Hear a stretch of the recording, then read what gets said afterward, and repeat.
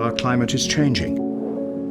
And in many places it's changing for the worse, and many people, especially in poorer countries, are being very severely impacted by these changes through floods and droughts and sea level rise.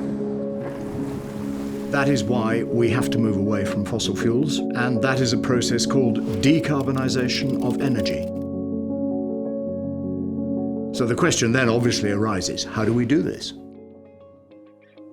I'm Professor Paul Ekins from University College London, brought together a team of researchers from across Europe. There are 15 European institutions from different countries who've been involved in this project, and we asked ourselves that question. INNOPATHS is a research project, and the INNOPATHS stands for Innovation in Pathways, Strategies and Policies for the Low Carbon Transition in Europe. No one knows what the future is going to be like. It will unfold in ways that we currently cannot fully anticipate. So one of the ways in which researchers try to think about the future is often to construct what they call scenarios or pathways for how things might develop. And we constructed 4 of these, looking at different states of the world and different ways in which the energy industry and people generally will respond to the need to decarbonise. The great majority of our energy is currently provided by fossil fuel companies, and we can call those the incumbents. And the question is, what's going to happen to these companies? And in this pathway, Incumbents Renewal, these big companies, they pivot towards renewable energy. They invest less in oil and gas, and eventually they invest nothing in oil and gas. One of the ways in which the incumbents might renew themselves is becoming expert in carbon capture and storage, capturing the carbon as it comes out of the chimney stack of whatever factory or power station might be using it, and then piping it into a place where it can be stored. I think everyone's familiar with the sight of homes with solar panels on them and large fields with solar panels and indeed wind turbines dotted around.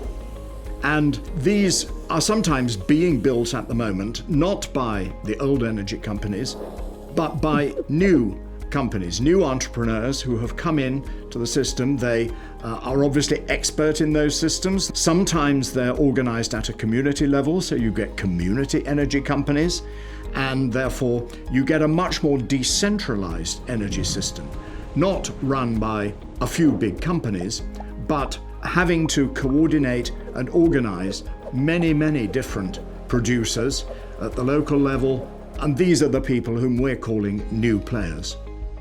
It's quite clear that with these new forms of energy, consumer behavior is likely to change, and consumers are going to become much more important in terms of their energy consuming habits. And there could also be a greater awareness of the environmental impacts of all kinds of energy use, including the low carbon forms. And so that people start to wonder, well, really, do I need to use as much energy? So the efficiency and sufficiency pathway has tended to think about these changes in consumer behavior. Europe is composed of many different countries at very different levels of income, and it's quite possible that they won't all go at the same speed in the same direction. And so we constructed a pathway that tries to take that into account, called Europe of Multiple Speeds, where perhaps the richer and more technologically advanced European countries lead the way in developing these new industries, and that the less technologically advanced and perhaps the poorer countries in Europe follow more slowly. All our pathways arrive at 2050 with a completely decarbonized energy system, but the countries will do it in different ways. The European Union has agreed that it will be zero carbon in 2050. It has agreed that it will reduce carbon emissions by 55% from 1990s level by 2030. What's still got to be sorted out is who does what when in order actually to get there. During the project, we've created a number of online tools, the purpose of which is to help people and policymakers understand the full implications of these pathways. The Energy Decarbonisation Simulator is one of our tools, and this allows people to create their own scenarios and explore different pathways than the ones that we have developed in this project. We are set on an extraordinary change in the way we use energy, and energy underpins practically everything we do. Above all, what I hope is that work of this kind will enable people generally to think, well, okay, decarbonisation actually doesn't sound too bad. I'm quite supportive of that. And so we can look forward to many of the positive outcomes of decarbonisation as well as the challenges.